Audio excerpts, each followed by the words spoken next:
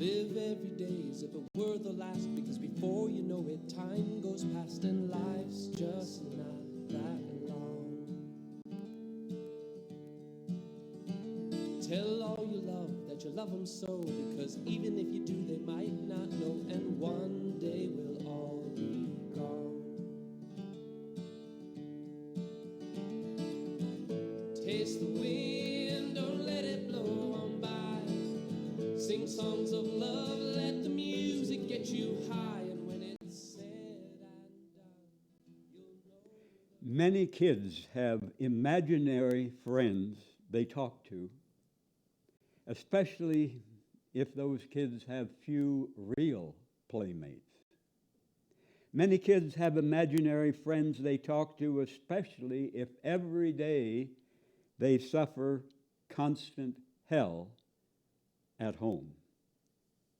Many adults have their imaginary friend, God in the heavens. Many adults pour out their hearts, their whole lives, to this imaginary friend, God. They pray for help in many serious situations.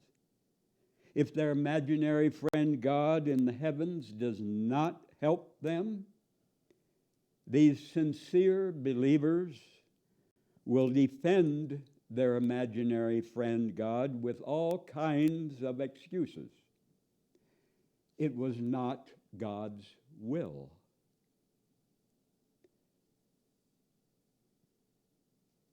It was, God is testing me, testing my faith.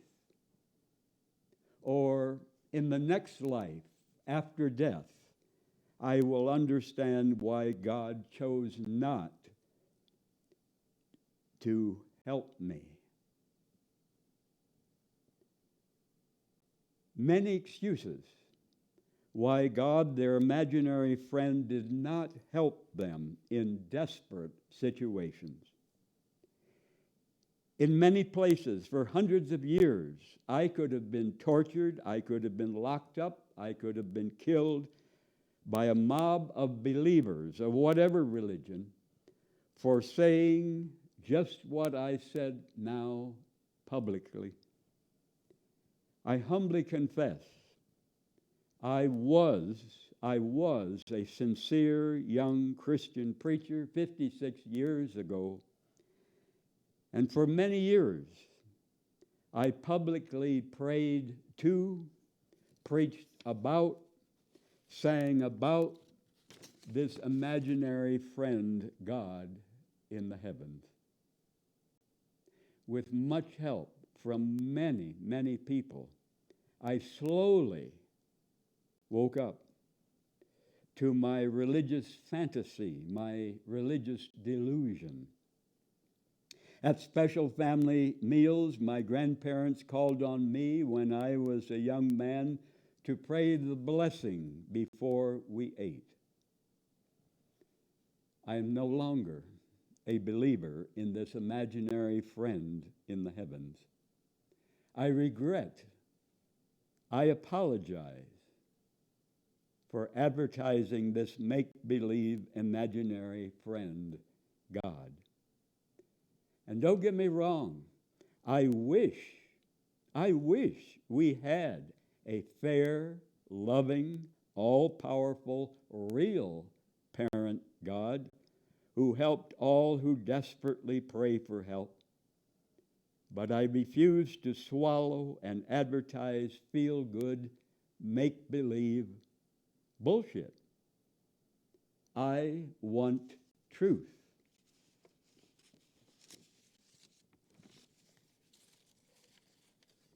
I strongly compliment Representative Benny Thompson, the African American from Mississippi, who's head of the congressional hearings on the January 6th riot and violent invasion of the U.S. Capitol. I strongly compliment his excellent leadership for that committee. And I strongly compliment Republicans Representative Lynn Cheney and Representative Adam Kinzinger for standing up against Trump's evil attack on what we still have left of democracy in the United States.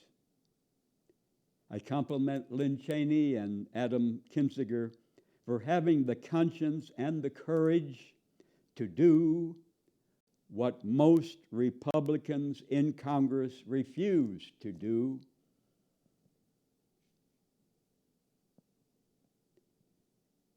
Eat no ice cream, cake, cookies, candy, sodas, and other shit if you want less mosquitoes attacking your body. Mosquitoes sense if there's a lot of sugar in the bloodstream. Eat 3 or 4 fresh raw garlic cloves 2 or 3 times a day, also to ward off the mosquitoes. So cut out all sugar shit and eat raw garlic cloves 3 or 4 at a time, a couple times a day, if you want the mosquitoes to stop raising hell with your body. Darker grapes are more nutritious than lighter colored grapes. Red and black grapes are more nutritious than green grapes. And the darker the fresh raw greens are, the healthier, like parsley, kale, alfalfa. The darker fresh raw greens are usually healthier. Too much sitting with not enough walking and other exercise is as dangerous and deadly as smoking cigarettes. Loneliness is as dangerous and deadly as smoking cigarettes. We all need close friends. We need heart-to-heart conversations. We need warm hugs until the day we die. All romantic relationships, all friendships, all marriages have ups and downs. All romantic relationships, all friendships, all marriages have serious problems and difficult hurdles.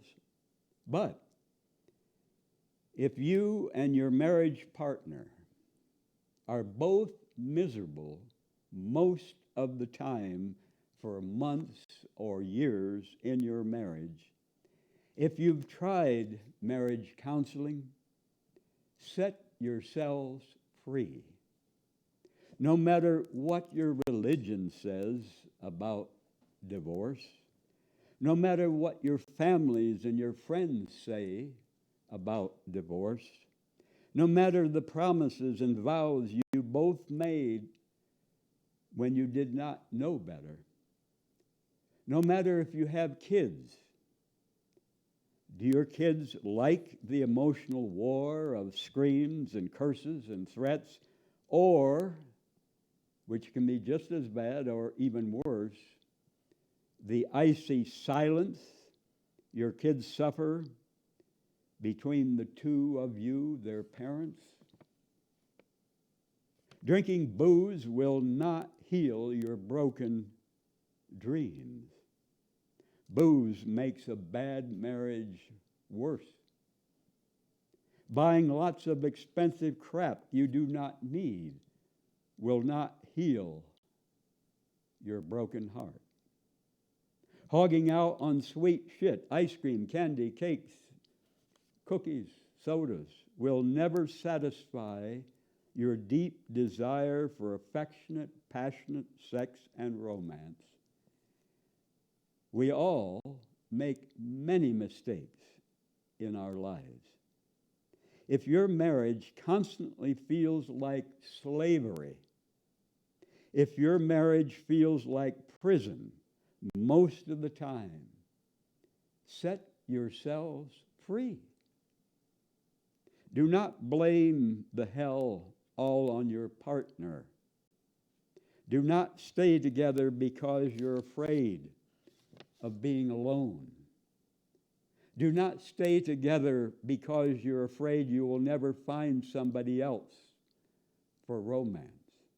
Do not stay together so you can live in your bigger place with more money. Far better to live peaceably alone in a much smaller place with just enough money for your basic needs than to live in a fancy mansion making each other miserable. My mother and my dad were miserable cellmates until death in the prison of their marriage. It was very hard on both of them. My dad became a workaholic. My mother became severely addicted to sugar and to buying much small stuff she did not need. If I had been my mother, I do not know how I could have coped being married to my dad. And if I had been my dad, I do not know how I could have coped being married to my mother. I wish my mother and my dad had parted peacefully or had never married. Some couples become better friends after they no longer live together.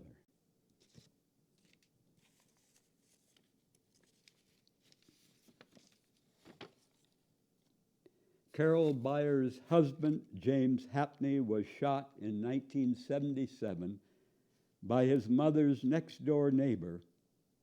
He died from his wounds 8 months later. His mother immediately urged family members to get guns and retaliate, but Carol, his wife, knew even then that she wanted nothing to do with revenge. In court, Carol saw the man who was ultimately convicted of the crime, sentenced to life in prison.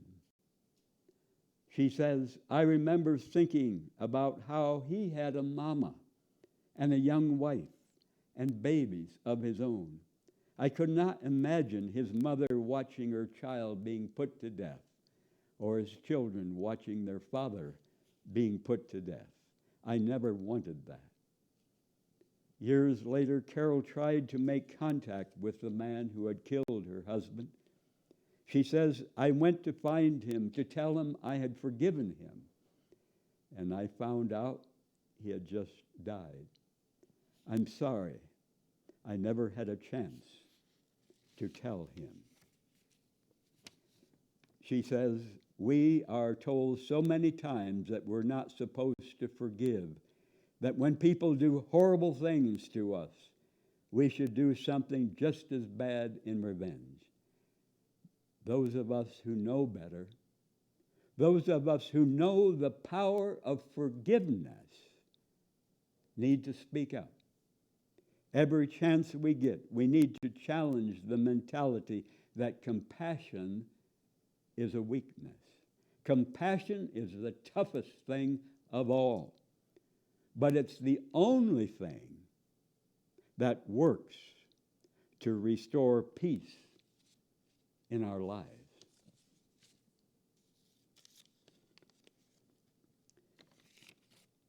Sadly, Colin Powell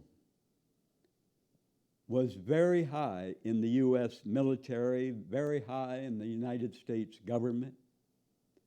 Colin Powell had the blood on his hands of millions of people in the Vietnam War, the Gulf War against Iraq, and later the U.S.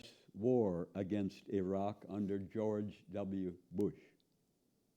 Colin Powell grew up in New York City, and many of his neighborhood's kids became violent street gang members.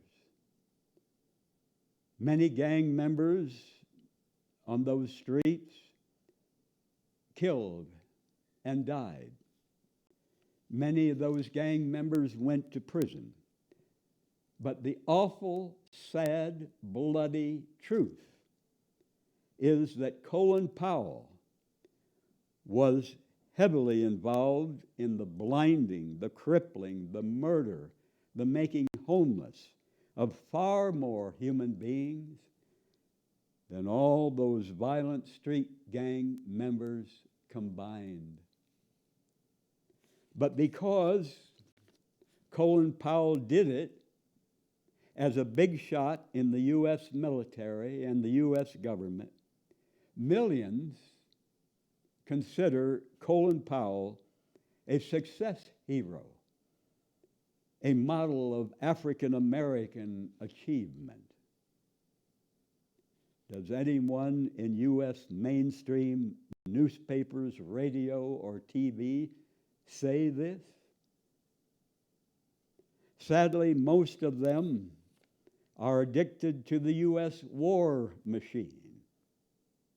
No one is born evil. Not Colin Powell, not Trump, not me, not you, not Hitler, not Stalin. No one is born evil.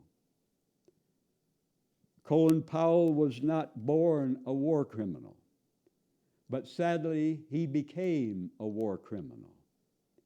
Step by step, little by little, as many people of all colors cheered him on. White U.S. presidents, white U.S. generals are also war criminals. Sadly, Colin Powell celebrated black people being accepted and promoted in the most violent gang in the United States, the U.S. military. For thousands of years, all empires have celebrated when former victims of the empire become accomplices in the empire's atrocities. The former victims becoming accomplices in the empire's atrocities.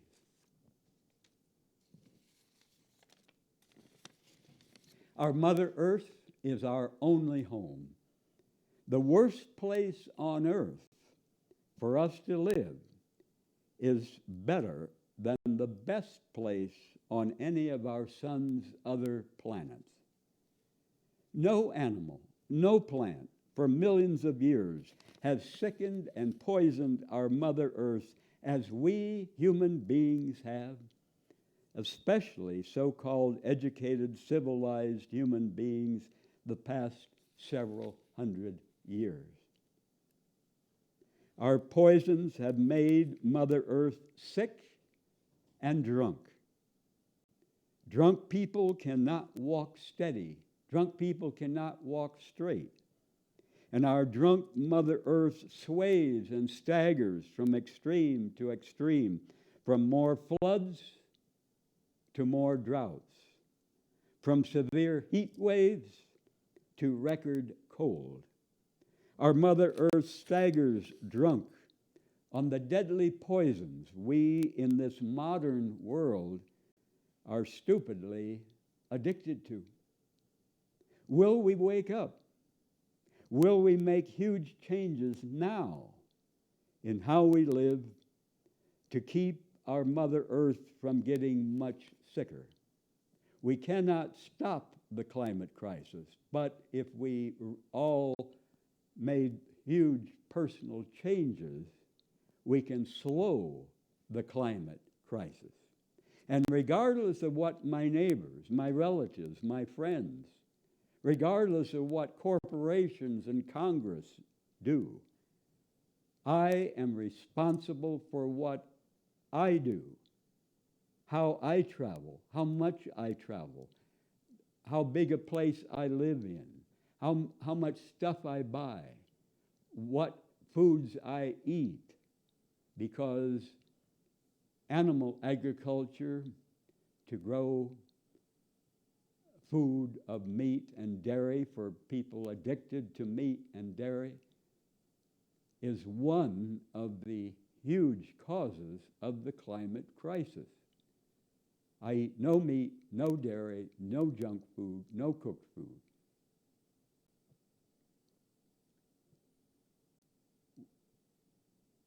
Will Mother Earth eventually shake us off? Will billions of us die as she stumbles drunk? The Earth as a planet will survive in some condition. But how many of us human beings will survive and suffer? Who knows? Do we give a damn? We choose every day in how we live, what we buy, how we travel, how much we travel, what we eat, how big a place we live in. We must not bullshit ourselves with space travel or living on other planets, fantasies. They're crazy fantasies, just as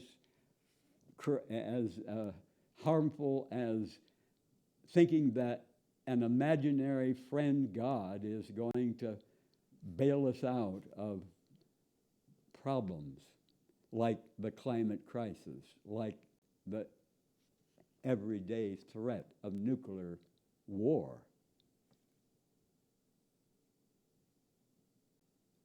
We must not bullshit ourselves with addiction to virtual make-believe crap on the internet. Many highly educated scientists who may scoff at religion sadly swallow make-believe answers to the climate emergency and to the awful risk of nuclear war.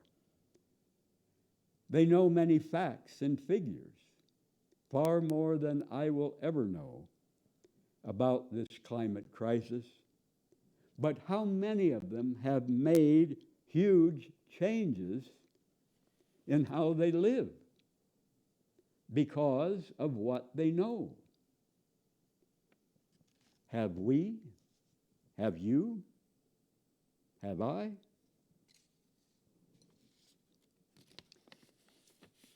United States federal income tax dollars have supported dictators whose soldiers have raped women in the presence of family members and burned sexual organs with acid and scalding water. Did you ever learn that in school? I sure as hell didn't. United States federal income tax dollars have supported dictators whose soldiers have placed rats into women's vaginas and into the mouths of prisoners.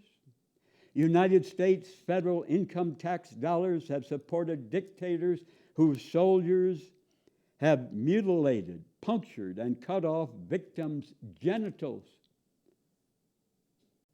cut out eyes and tongues. United States federal income tax dollars have supported dictators whose soldiers have injected air into women's breasts and into veins, causing slow death. United States federal income tax dollars have supported dictators whose soldiers have shoved bayonets and clubs into women's vaginas and into men's rectums, causing rupture and death. If we have a conscience, how can we pay one damn bloody penny of federal income tax for such insane, evil cruelty? And one of the best ways to refuse to pay federal income tax for these horrendous atrocities is to live simply below the taxable level. I have lived well for 43 years below the federal income taxable level. and I never will pay federal income tax the rest of my life. Not one bloody penny for 43 years have I paid. I refuse to pay for the U.S. government to rob, torture, cripple, blind, make homeless, and murder many millions worldwide. Almost 1/3 of U.S. federal income tax is for war. Now, if someone came to my door collecting money, and if I asked, well, what's this money for? And they said, oh, some of it goes to the local library, some of it goes for road repair. And I said to them, well, I want to know what every penny goes for. Not just for road repair, not just for the library, not just for the fire department. What's the rest of the story? And if they told me that, well, some of it, almost 1/3 of it, goes for killing neighbors down your street, would I pay a penny? Are our neighbors in other nations murdered by the U.S. government? Are they less human, less precious than neighbors on our street?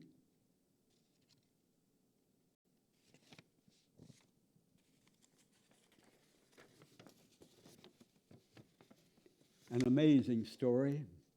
Sonny Jacobs, a woman, spent 17 years in prison in Florida, including 5 of those 17 years on death row for murders she did not commit.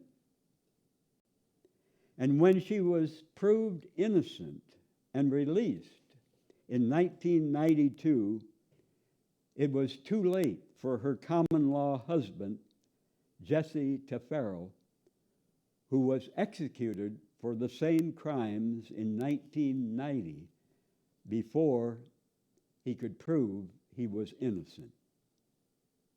Sonny became a certified yoga instructor. Sonny credits yoga for her survival and her sanity during her many years of prison. She presents workshops across the nation on survival yoga, where she shares the techniques she used to turn her solitary confinement into a sanctuary. And drawing on yoga and her own life experiences, she works with people who are facing difficult transitions, including strokes and other disabling circumstances. Sonny also speaks regularly against the death penalty and works with young people to promote nonviolent conflict resolution.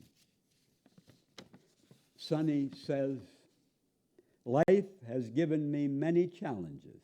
Imagine 17 years in prison in Florida, 5 of those 17 on death row for murders she did not commit. She says, life has given me many challenges, which I choose to take as opportunities to learn and to grow. I learned this on death row. I choose life. I choose health. I choose forgiveness. I choose love. And that choice saved me from bitterness and hatred that would have destroyed me from within. I've dedicated myself to an end to violence in all its forms. And this is the way I honor the lives that were sacrificed along the way. This is the way I give back to the universe. Love is the answer. Fear is the enemy. We must choose the world we want and work toward making it happen every day in our own lives.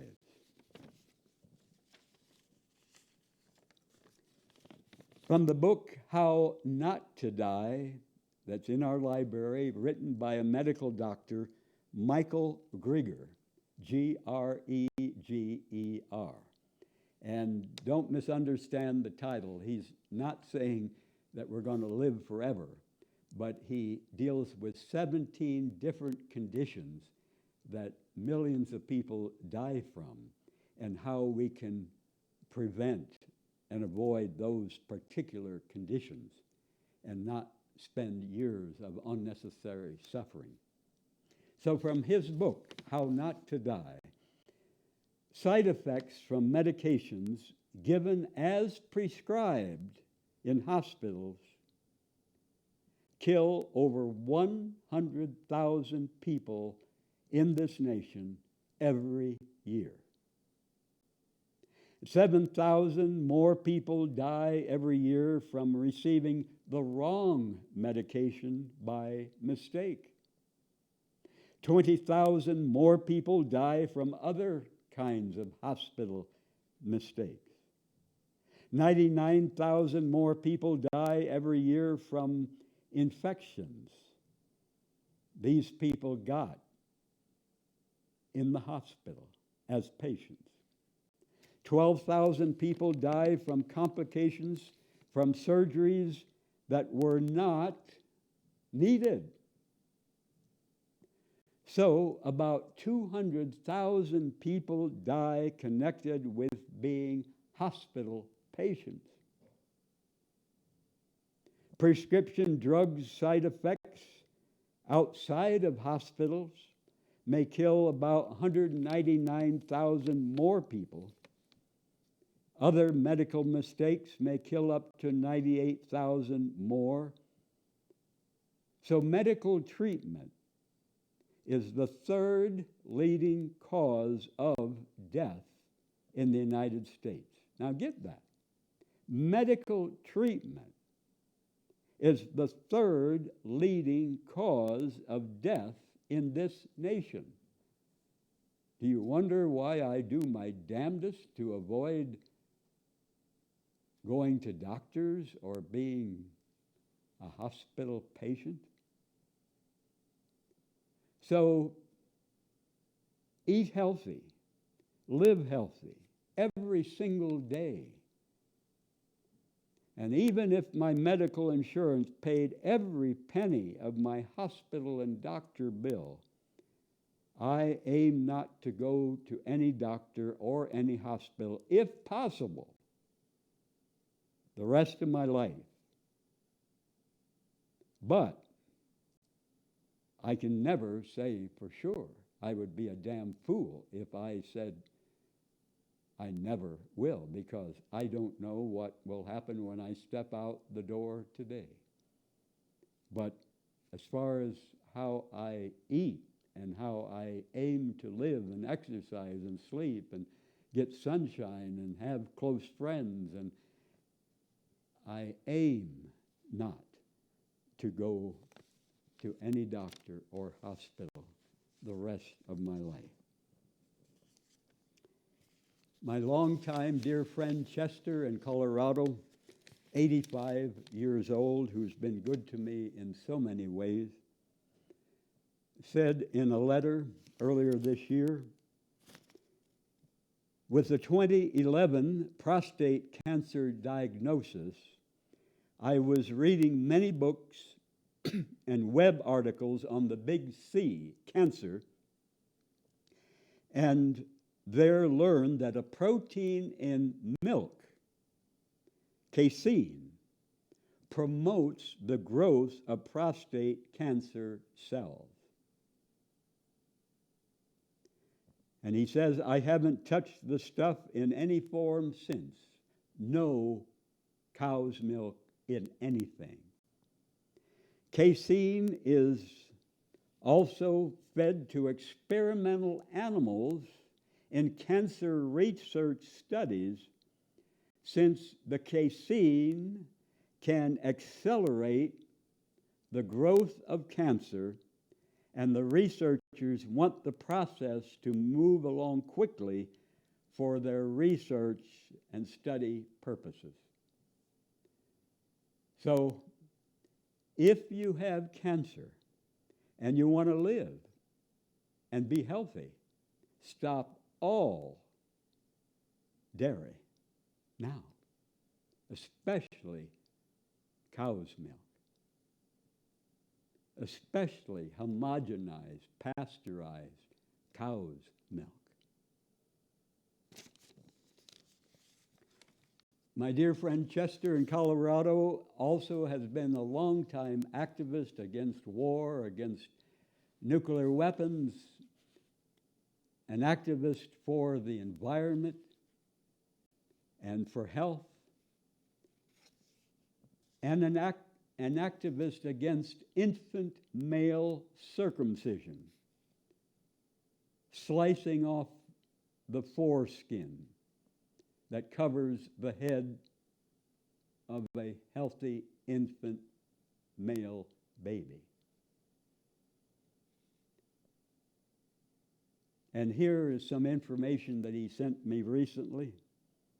The U.S. medical practice of circumcision began in the 1870s as a method of discouraging masturbation that many medical experts, many medical doctors back then believed that masturbation weakened male bodies.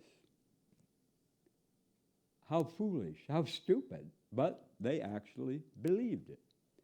Just the way I believed in my imaginary friend, God, and preached it and swallowed it and falsely advertised for years. Approximately 80 to 85% of the world's males have intact genitals. In other words, they have the whole thing, their whole cock, with nothing sliced off. 80 to 85%. I wish I were one of them. But sadly, when I was a baby, my parents, not knowing better, had me circumcised. The rate of circumcision steadily increased year by year, reaching a peak of 85 to 90% in the late 1980s in the United States, we're talking about. But the rate has fallen since, and nationally is about 60% now, which translates into 3,000 circumcisions every day, more than 1 million a year. The United States has the largest population of circumcised males that have ever existed on earth. No national health organization in the world, including the American Medical Association, the American Academy of Pediatrics, recommends circumcision for healthy infant males. None of them. Circumcision permanently diminishes the sexual feelings and experiences of both males and females. One man who was circumcised as an adult describes the difference as like between color TV and black and white TV. Color TV, the many feelings and sensations when he still had his whole cock, and black and white after his foreskin was chopped off. And I remember my dear friend Jose, whom I was in love with and whom I had sex with more than any man in my life, any other man. Bisexual from Mexico, I met him in 1993 at the hot springs in Hemis. I loved him deeply. Well, when I would suck him off, after he came, he said, for me to stop, because he was that sensitive. He had his foreskin. And even though I certainly enjoyed sex with him, I never was that sensitive. I wish I had been. The foreskin contains 3 to 4 feet of blood vessels, and it's chopped off in circumcision. 240 feet of nerves, between 10,000 and 20,000 specialized nerve endings. So, is there any wonder there's a difference in the amount of pleasure that a man has who has his foreskin, who's intact, and one whose foreskin has been chopped off either at birth or later? When the foreskin is removed and its protection of the glans, which is the head of the penis, is gone, what happens? The glans, the head of the penis, forms callus cells to protect itself, thus making the head of the penis less sensitive. For somebody who's used to going barefoot all the time, they develop calluses on the soles of their feet, which make them less sensitive than for those of us who mostly wear shoes. And it's the same way with the cock. When the foreskin has been chopped off, the head of the cock becomes slowly less sensitive as extra layers of cells on the head of the cock build up to protect itself from rubbing against clothes. And this card is equivalent to the amount of tissue missing from an adult's cock after circumcision. In other words, if that baby grows up and does not have the foreskin, this much skin on the adult cock is missing because of that infant male circumcision. It represents 1/3 to 1/2 of the skin covering the normal intact penis, about 15 square inches. Infant male circumcision and female genital mutilation, as still practiced some places in Africa and elsewhere, they are both evil. Every child, male or female, deserves to have his or her genitals with nothing chopped off. Sadly, I was circumcised as a baby. I wish I had not been circumcised.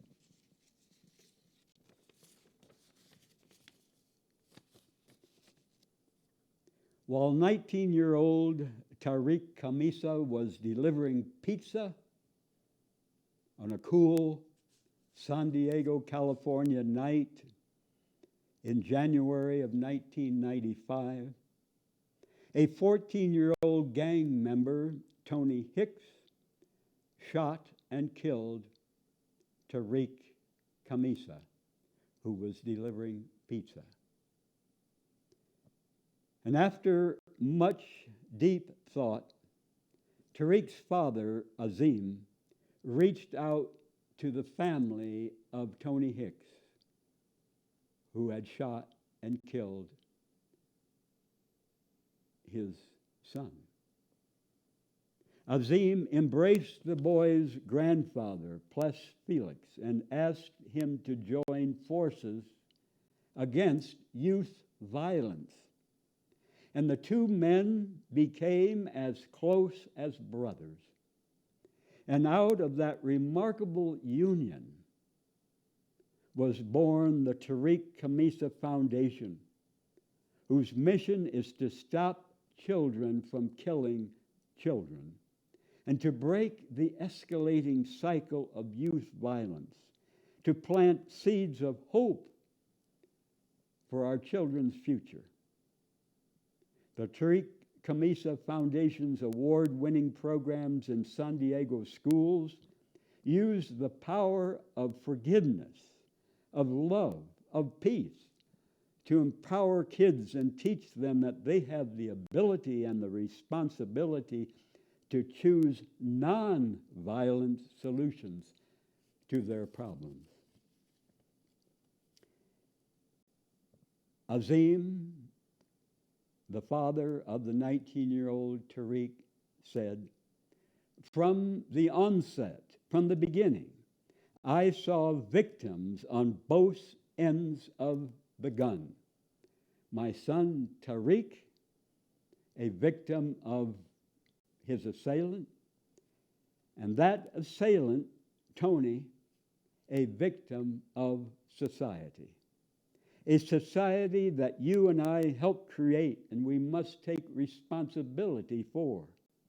I therefore take my share of responsibility for the bullet that took my son's life, and so should every caring American." 5 years after his son's murder,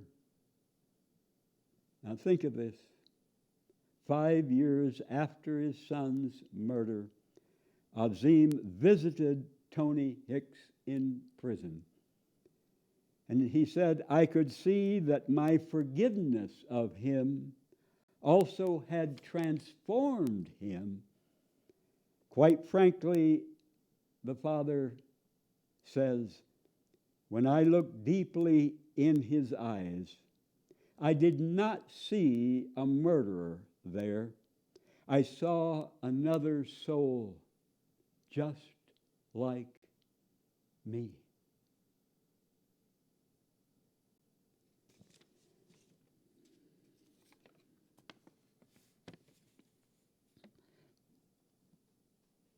Many years ago, my mother said about my dad, "I know him like a book." And another time she said about my dad, "I will never understand that man if I live to be 100.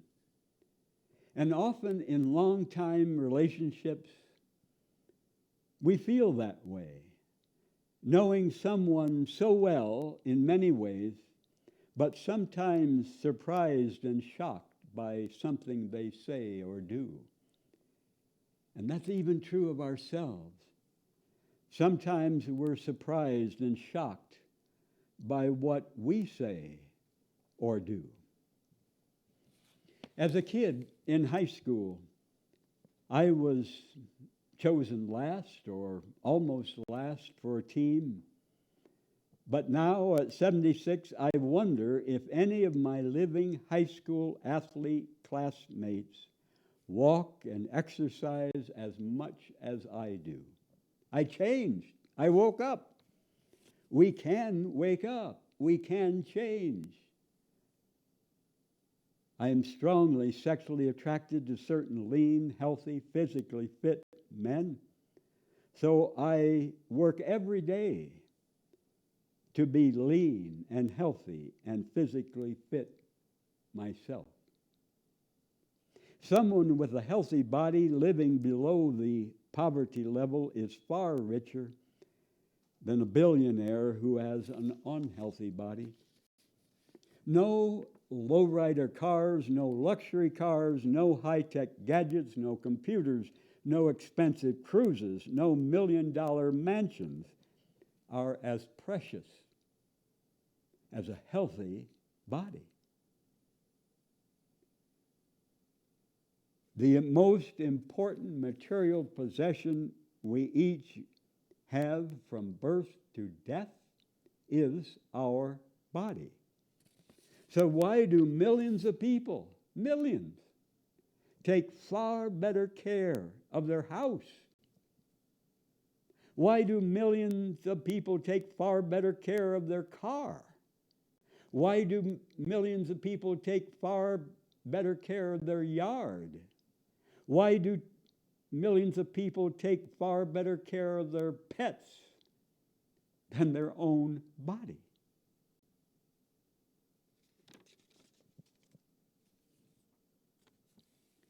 Why would a mother and a father want their teenage son to beat up, to bruise, to bloody another male teenager as a boxer? Why would a mother and a father want their teenage daughter to beat up, bruise, and bloody another female teenager as a boxer? Why would a mother and a father cheer and celebrate their teenage son or their teenage daughter inflicting pain and injuries on another teenager? Why would a mother and a father be proud of their son or daughter for being a boxer? Why would a mother and a father be ashamed of their teenage son giving and receiving body pleasure in sex with a male teenage friend? Why would a mother and a father be ashamed of their teenage daughter giving and receiving body pleasure in sex with a teenage female friend? Why would a mother and a father damn their teenage son making his teenage buddy's body feel good? Why would a mother and a father damn their teenage daughters making her teenage female friend's body feel good?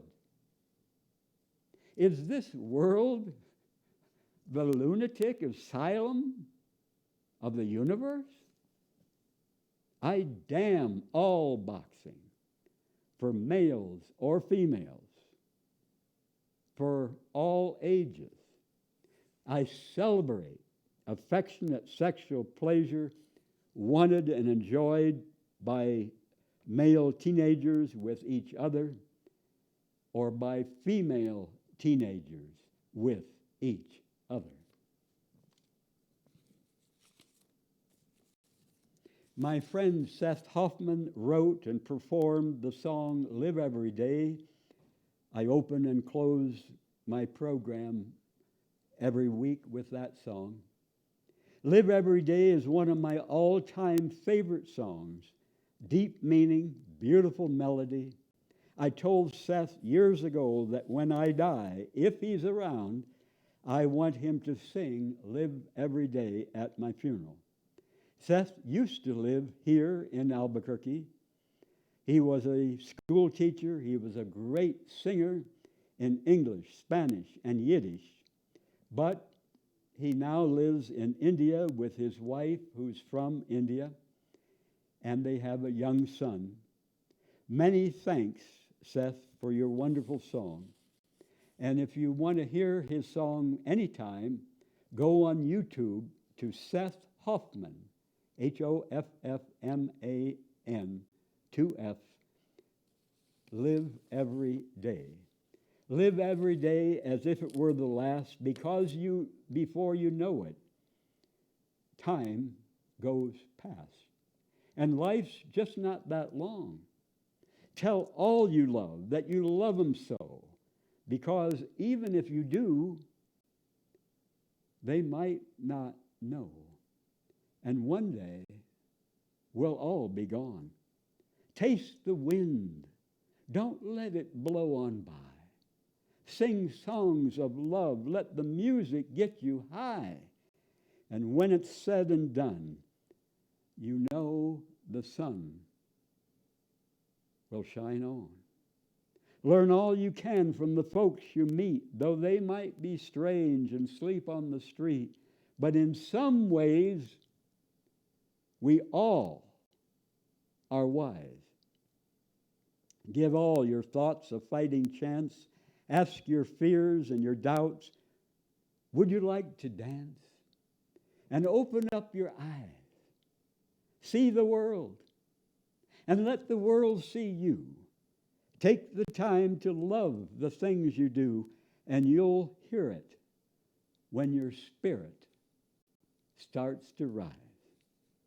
One of my favorite songs by Seth Hoffman, my friend, Live Every Day.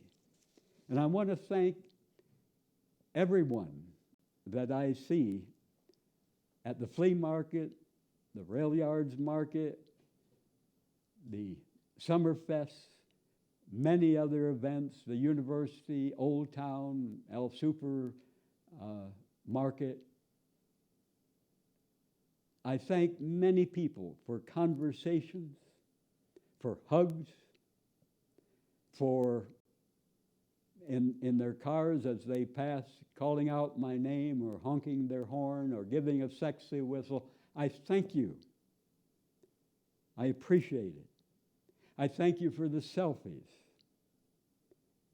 And I love personal questions. I love personal questions.